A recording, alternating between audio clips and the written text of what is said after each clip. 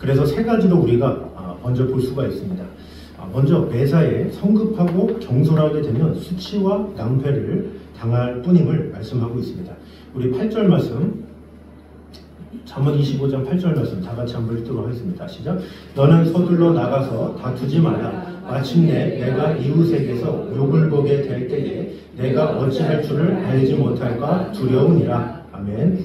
자, 원문으로 볼 때 여기서 보면 나가서 다투지 말라 이렇게 이야기를 하고 있는데, 이 나가서 다투다라고 번역되는 리브라는 단어가 사용되고 있습니다. 이것은 다툼이나 분쟁이라는 뜻과 아울러서 많은 경우 재판이나 소송의 의미로 사용된다고 할 수가 있습니다. 그러니까 너희가 나가서 다투지 말라, 이것은 재판이나 송사가 있을 때 다투지 말라 이렇게 말을 하고 있는 것이죠. 때문에 대다수의 영역 성경, 그러니까 영문 성경뿐만 아니라 공동번역 성경에서는 이 본절을 법정에서의 다툼이라는 의미로 해석하고 있다라는 거죠. 따라서 우리도 본절의 의미를 생각함에 있어서 우선 법정에서의 싸움을 생각해 볼 필요가 있습니다. 그래서 다시 해석해 보면 뭡니까? 너는 서둘러 법정에서 나가서 다투지 말라. 마침내 내가 이웃에게서 욕을 보게 될 때에 내가 어찌할 줄을 알지 못할까 두려우니라 이렇게 말씀하고 있습니다. 자, 법정에서의 싸움이 있을 경우 서둘지 말아야 할 이유가 있습니다. 왜 그렇습니까? 그것은 재판은 철저히 증거 위주로 진행되기 때문입니다. 그래서 우리나라에서 실질적으로 다른 나라도 마찬가지겠지만 어떤 소송을 건다, 재판을 한다 그러면 아무리 짧아봐야 한 6개월, 또 길게는 1년 이런 식으로 시간이 엄청나게 많은 것을 볼 수가 있습니다. 그 기간이 많은 이유가 뭐겠습니까? 그만큼 시간을 주는 거예요. 그 안에 증거를 잘 찾아서, 또 변호인이 있다면 변호인을 잘 설득해서, 또 변호사와 어떻게 대화를 해서 어떻게 할지를 철저하게 준비하라는 그런 상황들을 알려주는 거죠. 그래서 어떤 피해자가 어떤 법적인 호소를 하면 법원에서도 연락이 와요. 그래서 어떻게 준비는 잘 되고 있습니까? 이러이러 하면 될 것 같습니다. 저렇게 준비를 하면 될 것 같습니다. 이렇게 그 안에서도 그것을 도와주는 변호사가 있어서 그것을 도와주죠. 이 도와줌에 있어서 시간을 줘요. 아직 2개월이라는 시간이 있으니까 그때까지 증거를 좀 많이 모아보세요 라든지, 또 증거가 없습니까? 무슨 증거가 있을까요? 같이 이렇게 고민을 하기도 하고 그런 것을 볼 수가 있어요. 그 시간이 많은 이유가 뭐겠습니까? 신중하게 하라는 거예요. 신중하게 많이 준비해서 하게끔. 그러니까 시간이 오래 있고 많이 있어야 어떻게 됩니까? 사람들이 더 신중하게 되고 더 많은 증거를 모이기 위해서 애를 쓰게 되죠. 그러니까 법정에서는 목소리 크다고 이기는 게 아니에요. 법관 앞에서 법을 가지고 얘기하고 있는데 거기서 소리친다고 되겠습니까? 증거가 필요한 거예요. 증거가 필요한데 증거가 얼마나 많이 필요하냐, 그 증거가 얼마나 효율성이 있느냐, 또 증인이 얼마나 있을 수 있느냐, 이런 여러 가지를 다 따져서 준비가 된 다음에야 하는 거지. 그러면 목소리가 아무리 작아도 제가 목이 좀 아픈데 제가 여러 가지 증거가 있습니다 하면서 하면 이기는 거예요. 목소리가 작아도. 반대로 큰 소리를 치면 무조건 이깁니까? 큰 소리를 쳐도 증거가 없으면 소용이 없는 거예요. 그래서 어떤 법정에서는 다투는 게 중요한 것이 아니라 명확한 사실과 명확한 증거를 가지고 하나씩 준비해서 세세하게 말하라 이렇게 말을 하고 있는 것이죠. 사실 솔로몬이 왕으로서 얼마나 많은 판결을 해봤겠습니까? 본인이 판결하면서도 본인이 느낀 것, 본인이 깨달은 것, 이런 것을 자문에다가 썼겠죠. 근데 판결하다 보니까 목소리 큰 사람이 있고 이런 사람이 있고 저런 사람이 있고, 그럼 판결하는 입장에서 뭐를 봐야 되겠습니까? 그 사람이 불쌍해 보이면 해주겠습니까? 그 사람이 목소리가 크면 해주겠습니까? 아니죠. 증거가 많고 타당성이 있고 이해가 갈 때 그것을 빌어서 해주게 된다라는 거죠. 그래서 지금도 이 많은 사람들이 법정 안에서나 무엇인가 혈기나 자신의 주장만을 막 내세우는 사람이 있는데, 그것보다 지혜로운 사람은 미리미리 준비하는 사람이다라는 거죠. 하나씩 준비해서 많은 증거들, 많은 여러 가지 자신에게 유리한 것들, 또 변호사를 통해서 많은 것들을 준비하고 예비한 자가 승리하게 되는 거지, 어떠한 자기의 목소리를 크게 한다고 되는 것은 아니다라는 것이죠. 그 예수님도 그랬죠. 이 바리새인들이 가늠한 여인을 데리고 왔어요. 주님이요, 구약에 보면 가늠한 여인이 있으면 돌로 치러 죽이라고 했습니다. 당신은 어떻게 하겠습니까? 이렇게 했을 때 예수님이 무슨 말을 하지 않았죠. 그저 그냥 땅에다가 딱 글을 쓰시고 또다시 글을 쓰시고 마지막에 너희 중에 죄 없는 자가 돌로 치라 딱 그러면서 끝났죠. 그런 판결을 인해서 모두가 그럴듯 하고도 아무리 봐도 그 수많은 죄들 또 나도 죄인이라는 것을 알기 때문에 그 예수님의 그 큰 소리는 아니지만 그 한마디에 그들이 설득을 당한 거죠. 그래서 그들이 뿔뿔이 흩어질 수밖에 없었다라고 기록을 하고 있죠. 예수님이 무엇을 쓰셨느냐? 제가 이전에도 한번 언급한 적이 있죠. 처음에 이제 썼을 때는 십계명을 썼을 것이다. 그 십계명을 이렇게 쓰면 사람들이 그 십계명 안에 자신의 죄가 다 드러날 거 아니에요. 그 십계명 안에 안 속한 사람이 없습니까? 그 십계명을 보고 많이 찔리겠죠. 근데 거기서 찔렸는데 또 한 번 썼어요. 그 또 한 번 쓴 게 뭐겠습니까? 한 사람 한 사람의 죄를 그 당시 때 이제 율법 교사들이겠죠. 그 사람들의 죄를 고발한 사람들의 죄를 하나씩 기록하다 보니까 이 사람들이 더 이상 도망할 수가 없어서 이러지도 못하고 저러지도 못하고 그 가운데 마지막에 예수님이 너희 중에 죄 없는 자가 돌로 치라. 그것에 그들은 뿔뿔이 흩어지게 됐다는 거죠. 예수님이 소리치면서 내가 누군지 알아. 내가 하나님의 아들이야. 그러면서 막 하신 것이 아니라 하나씩 왜 지금 너희들이 하는 것이 죄인지를 명확하게 알려주시면서 이렇게 한 것을 볼 수가 있습니다. 그러므로 우리는 법정에서든지 또 어떤 다툼에서도 마찬가지죠. 목소리가 커야 이긴다. 그건 뭐 옛날 얘기죠. 옛날에도 뭐 교통사고가 일어나면 목소리부터 크게 해라. 이런 것을 많이 배웠잖아요. 그러나 요즘에는 어떻게 해야 이겨요? 목을 잡아야죠. 목을 잡고 신용을 하고 말이 없어도 돼요. 말이 왜 보험이 다 해주니까. 근데 보험이 다 해주는 걸 목소리 크다고 이깁니까? 그럼 오히려 그 상대방이 그 피해당한 것 때문에 나한테 윽박질렀다 뭐했다 그거를 다 고발해가지고 오히려 그 사람한테 안 좋을 수가 있어요. 그냥 아무 말 없이 그냥 목 잡고 그냥 합의를 보면 되는 거예요. 그래서 뭐든지 이 세월이 지나갈수록 많은 소리로 이루어지는 게 아니다라는 거죠. 뭐 세상에 교권도 그렇잖아요. 선생님이 아이들한테 윽박지르고 혼낸다고 된다는 거 옛날이나 7, 80년대나 되지 요즘에는 선생님이라고 소리친다고 되는 것도 아니고 또 학생들 인권이 높아졌다고 선생님한테 무조건 몰아세워도 되는 게 아니에요. 인격적으로 왜 그런 일을 잘 생각하면서 조심히 하는 것 그것이 중요하다는 거죠. 그래서 우리는 어떤 다툼이 있다 할지라도 혈기를 앞세워서 성급하게 겸손하게 행동하는 것이 아니라 말씀과 기도를 통해서 하나님의 뜻을 물어보면서 겸손하게 나아가는 것 그것이 중요한 것을 꼭 기억함으로 말미암아 불가피한 싸움, 우위를 위한 싸움이라면 철저한 준비와 함께 논리 정연하고 당당하게 싸우게 됨으로 말미암아 하나님의 영광도 밝히 드러내는 저희들 되시기를 주님의 이름으로 축원합니다. 두 번째는 불필요하게 남의 허물을 들추는 것은 스스로 발목을 잡는 미련한 행위임을 말씀하고 있습니다. 우리 9절 말씀 보도록 하겠습니다. 시작. 너는 이웃과 다투거든 변론만 하고 남의 은밀한 일은 누설하지 말라. 아멘. 잘 보니까 이웃과 어떤 문제가 있어서 다투거나 소송 사건으로 인해서 변론할 때 문제가 되는 요점을 벗어나서 불필요하게 다른 사람의 허점이나 약점, 비밀 이런 것을 들추지 말라 이렇게 말씀하고 있습니다. 이런 말씀은 가까울 때는 간이라도 내어줄 것처럼 사람은 그렇죠. 그러나 관계가 좀만 멀어지면 어떻게 되겠습니까? 무엇인가 뒤틀려 버리면 언제 그랬냐는 듯이 앞면을 바꾸고 남보다 더 악한 행동을 하는 것이 바로 인간이죠. 그런 사람들의 완악한 마음을 지적하는 말씀이에요. 사람들이 어떻습니까? 자신하고 틀어주고 마음이 안 좋을 때는 이것저것 다 얘기해가지고 허물을 다 얘기하고 또 좋을 때는 또 마냥 좋은 것처럼. 근데 이것이 인간의 연약함인데 그렇게 하지 말라는 거죠. 이유가 세 가지가 있습니다. 첫 번째는 문제의 논점을 벗어난 이야기는 자신이 주장하고자 하는 논리의 정당성을 입증하는데 아무런 도움이 되지 않기 때문에 그렇습니다. 논리학에서는 이것을 논점 일탈의 오류다 이렇게 이야기를 하고 있습니다. 그래서 그 중에 사람의 논증이라고 부르고 있는데 논지의 옳고 그름에 아무 상관이 없는 그런 것을 함으로 인해서 인격을 모독시키면서 뭔가 하는 이런 잘못된 것을 말하는 거죠. 예를 들어서 뭐 교통사고다 그럼 그것에 대해서 얘기하고 있는데 갑자기 그 사람에 대해서 초등학교도 못 나온 주제 막 그러면서 갑자기 그 사람의 어떤 학업에 대한 이야기나 별로 상관이 없는 이야기를 하는 거죠. 근데 이것이 바로 관점에서 흐려지는 그런 얘기죠. 그러면 상대는 기분이 나쁘니까 당연히 격하게 될 수밖에 없죠. 그런 것으로 공격하는 그런 것을 말하는 거죠.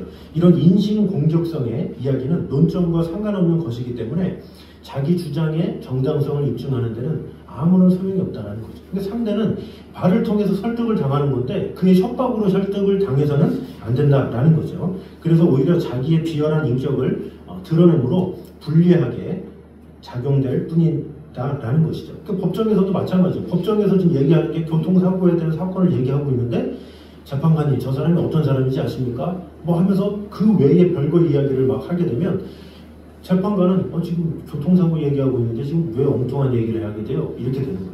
그러니까 거기서 다루고자 하는 사건을 얘기해야지 그렇지 않은 그 외의 것을 얘기하면 법정에서든 사람과의 관계에서든 좋지 않다라는 거죠.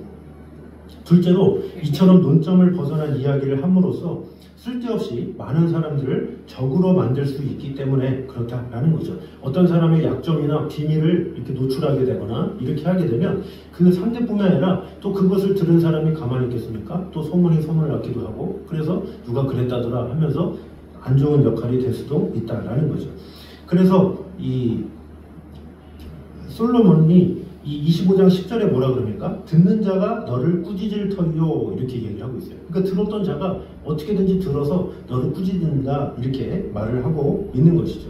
그래서 다른 사람의 약점이나 비밀 이런 것을 누설하지 말고 지금 당장 있는 그것에 대해서만 이야기하면서 해결을 하라 이렇게 말을 하고 있는 것이죠.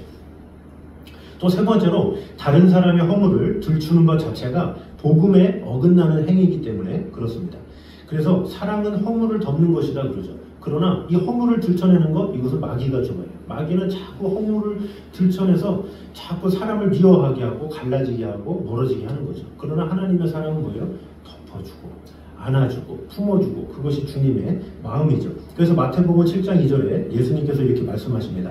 너희의 헤아리는 그 헤아림으로 너희가 헤아림을 받을 것이다 이렇게 말씀하고 있죠.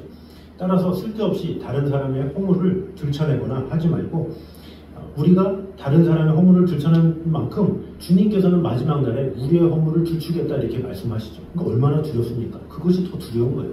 사람이 사람의 허물을 들춰봐야 그저 나쁜 소리 듣는 게 전부지만 하나님 앞에 그런 것이 걸리게 되면 더 큰 심판을 받게 된다는 거죠. 그래서 우리는 다른 사람에 대해서 허물을 밝히거나 하지 말아야 한다는 거죠. 그래서 다른 사람의 약점이나 허물을 들추는 것은 오히려 자신의 발목을 잡는 어리석은 행위임을 꼭 기억함으로 말미암아 긴박한 경우에도 논지에서 벗어난 이야기는 삼가고 또 문제의 핵심만을 짚어감으로 인해서 우리에게 어떤 다툼이 있다면 그것을 논리적으로 잘 하면서 설득을 가지고 세워져가기에 힘쓰는 그런 지혜로운 성도가 되어야 되겠습니다. 그러므로 우리는 어떤 평소에도 이웃의 허물에 대해서도 입을 무겁게 하는 대신 덕스럽고 아름다운 말과 행동으로 말미암아 많은 영혼들에게 하나님의 사랑을 증거하는 저여러분 되시기를 주님의 이름으로 축원합니다. 자, 마지막으로 세 번째로 성도에게는 때와 상황에 적합한 말을 할 줄 아는 지혜가 있어야 함을 말씀하고 있습니다. 우리 25장 11절 말씀 보도록 하겠습니다. 11절 시작. 경우에 합당한 말은 아로 새긴 은 쟁반에 금 사과니라. 아멘. 자, 경우에 합당한 말은 아로 새긴 은쟁반의 금사과다 이렇게 이야기를 하고 있습니다.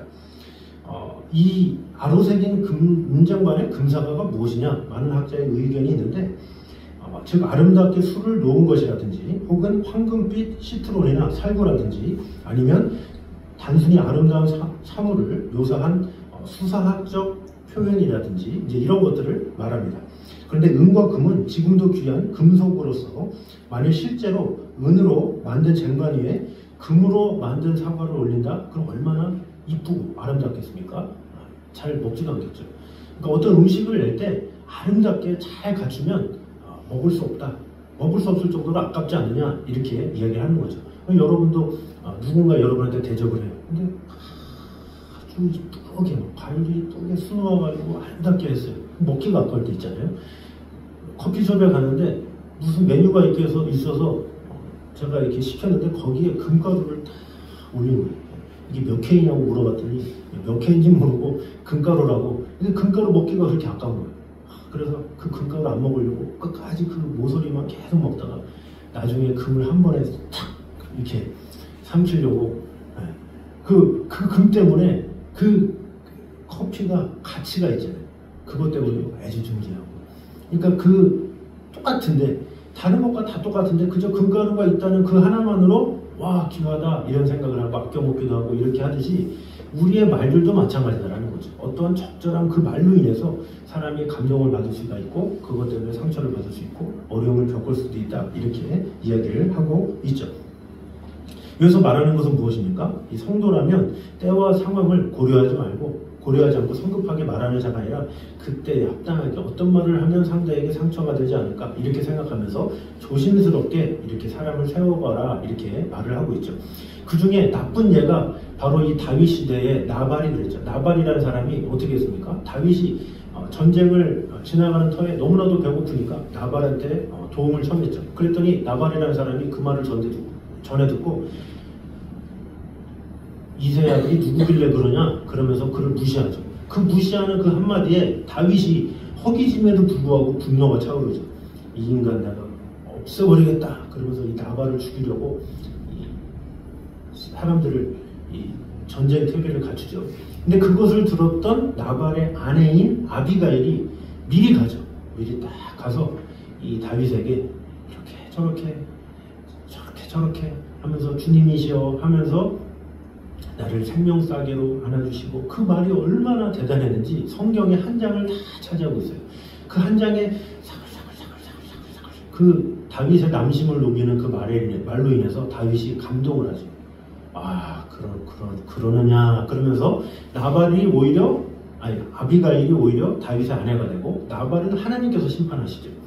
이제 이런 것을 통해서 뭘 할 수 있습니까? 이 한 사람이 어떻게 말을 하느냐 그것에 따라서 달라진다는 거죠.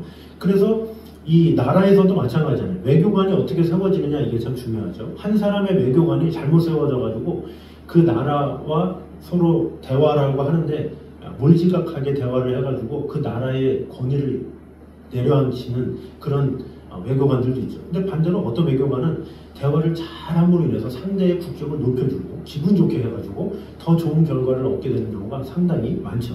그래서 뉴스 가운데서도 그 외교관의 그 한 명의 잘못된 행동 때문에 나라에 큰 피해가 오게 되는 경우도 있고 또 반대로 한 사람 때문에 크게 더 좋아지는 경우가 있죠. 이 특별히 예전 시대 중국하고 우리나라와 좀 안 좋은 상황 가운데 있을 때도 항상 그런 사절단을 어떻게 보내느냐 그것에 따라서 달라지는 경우가 많이 있죠.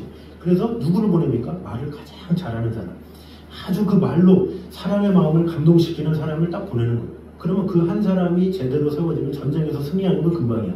그런데 나와 친척이네 네가 가라 이렇게 하게 되면 말도 못하면서 갔다가 큰일 나는 거예요. 그래서 나라가 더 분쟁이 나고 나중에는 쳐들어오기도 하고 그런 일이 있죠. 그래서 항상 이 말을 잘하는 사람을 항상 왕은 세워서 그 사람을 통해서 외교를 하는 경우가 많이 있죠. 그래서 왕은 좀 지혜가 없다 할지라도 왕은 좀 말을 못한다 할지라도 그런 지혜로운 한 사람을 잘 세워서 외교를 한다든지 어떤 거래를 한다든지 중요한 일에 그를 잘 세워가지고 온전히 뜻을 이룰 수가 있는 거죠.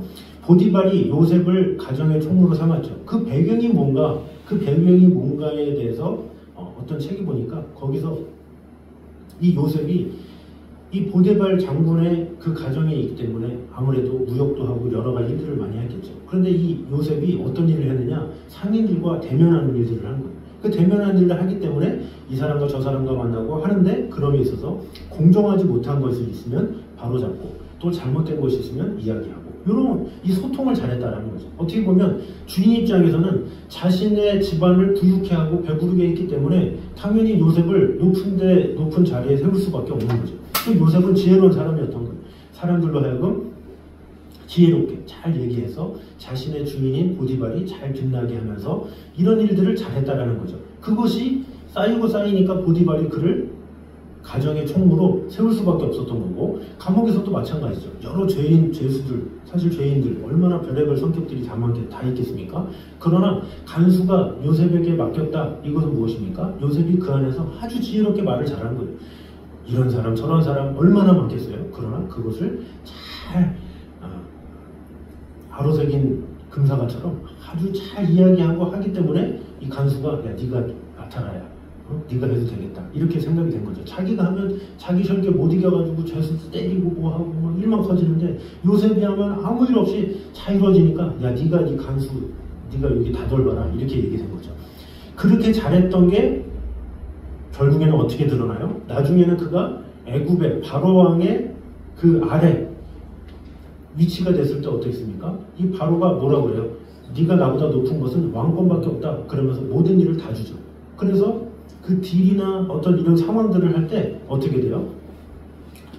백성들한테 어떻게 하고 또 거기에 있는 고위직에 있는 사람들은 어떻게 하고 이제 그런 것이 창세기에 자세히 나와 있잖아요. 이제 그가 지혜롭게 할 수 있었던 이유, 그가 말에 지혜로운 사람이었기 때문에. 그래서 바로가 그게서 위대하고 훌륭한 왕인 거예요.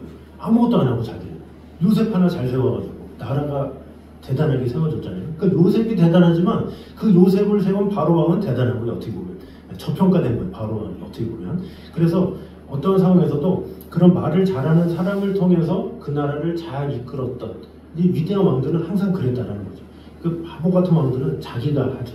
또 잘못 사람을 뽑아가지고 하게 되는 경우가 있고. 그래서 어디든지 그 사람을 잘 뽑고 잘 세우는 것이 중요한데 그런 면에 있어서 그만큼 말을 하는 것이 참 중요하다. 이것을 말하는 것이고 지금 솔로몬도 이렇게 이야기를 하고 있는 것이죠. 그래서 어떤 상황에 맞는 적당한 그런 말들을 통해서 사람을 얻게 되느냐 또 잃게 되느냐 그런 차이를 분명히 알리게 하게 됨으로 말미암아 우리는 복음을 올바르게 증거하기 위해서도 항상 경우에 합당한 말과 행동을 할 수 있는 지혜, 그것이 필요하죠.